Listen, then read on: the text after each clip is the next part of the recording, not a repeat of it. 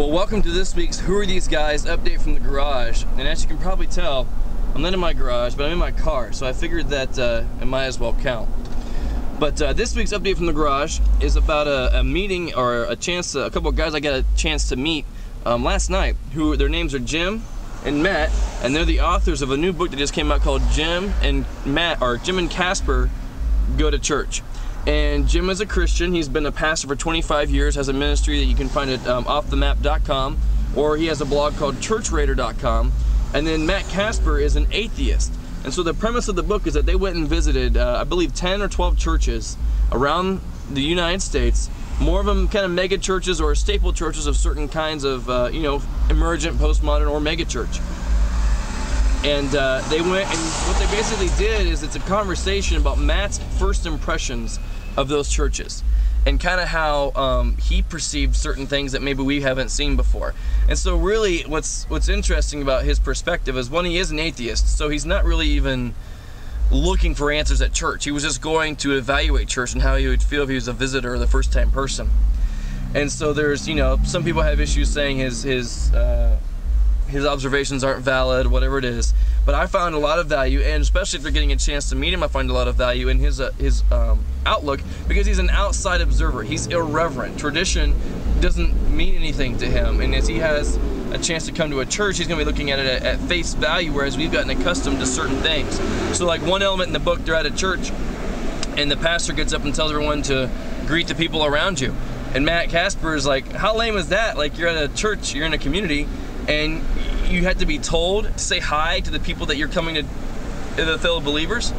And it just kind of opens, his perspective opens eyes a little bit to how people who come to our church for the first time or to our youth programming might see something that we're so used to seeing, we think it's fine, and we don't realize how culturally Christian it is. But another real value, after getting a chance to meet these guys and see them interact, is one of the main values that people have found from their book isn't just the outside perspective of Matt and in that conversation that Jim has with them to explain the historical or traditional context of the church. It's their actual conversation and friendship, that Jim is a Christian and that he's not intentionally in every conversation trying to convert Matt, but he's more about being connected with Matt, loving Matt, and trusting God that the seeds that he's planting in his life will one day take hold or won't, but not condemning or judging Matt because of the result. And Matt the same way. Matt is not condemning Jim. And when we were having the conversation, Jim would start talking about the church and about Jesus and his relationship, and Matt was very respectful. He wouldn't come in and say, well, that's crap. It was really interesting, and it was almost, they said there's a kind of a permission that's been given from people who read the book to go out and have conversations with people who disagree with them on certain things of different religions or who are atheists, that they don't have to worry about conversion, they can worry about connection. And it was just a really interesting way of talking about having a relationship with people that I've sensed at times. I feel like I push people away because all I'm worried about is converting them instead of actually being a friend, being a real person, having a real relationship, and having a real connection.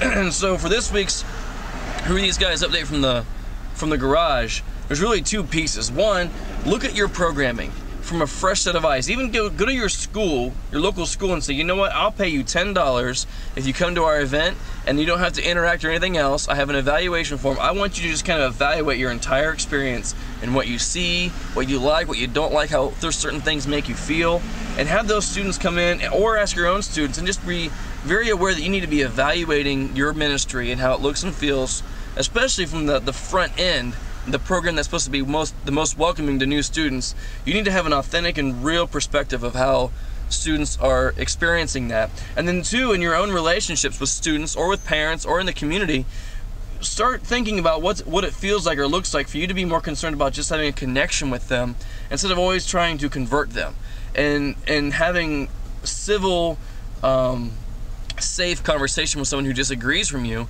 and not making it a debate, but making it that connection or conversation. So it was very challenging. The book again is Jim and Casper Go to Church. I'd highly suggest you get it and read it. And this is Tony Steward, and this is the Who Are These Guys update from the garage.